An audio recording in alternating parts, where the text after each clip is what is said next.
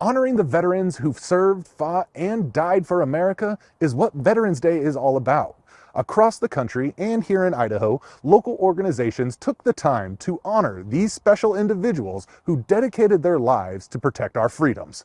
I'm your Twin Falls neighborhood reporter, Joey Martin, with more on how Idaho Home Health and Hospice honored their veterans and their spouses on this special day.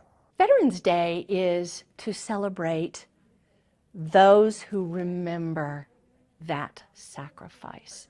The ultimate sacrifice. Since the early days of American warfare, honoring the men and women in the U.S. Armed Forces has been a task left to those who were left behind. At Canyon's retirement community, that's exactly what took place this Veterans Day. If a soldier didn't come home, that soldier's service is done and they are finished and taps was played. However, the family remains behind. Anything we can do to support that memory, that knowledge that they served not in vain, is something that gives us all great joy. Susan Nickel is a volunteer manager and a We Honor Veterans champion for Idaho Home Health and Hospice. She is also an Army veteran who has dedicated her life to supporting her fellow brothers and sisters in arms. This fills my heart. This gives me joy. I still tear up when I hear the Pledge of Allegiance. So this opportunity to reach out and say thank you for your sacrifice, whether you're a soldier or a spouse or an airman, or seaman, whatever you are, we get to say thank you. Most military members leave family behind.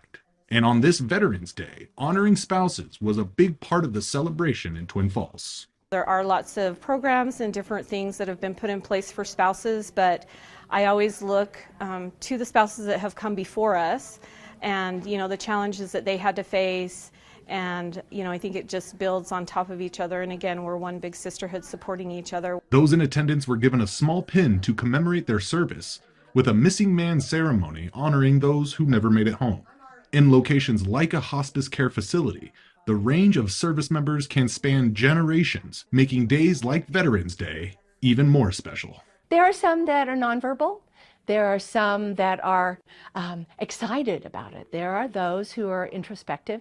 A lot of it depends on the era that soldier served. But this gives us an opportunity to reach everyone. If you would like to learn more about the We Honor Veterans program and everything that they do to help support the military community, log on to our website at idahonews6.com and click on this story.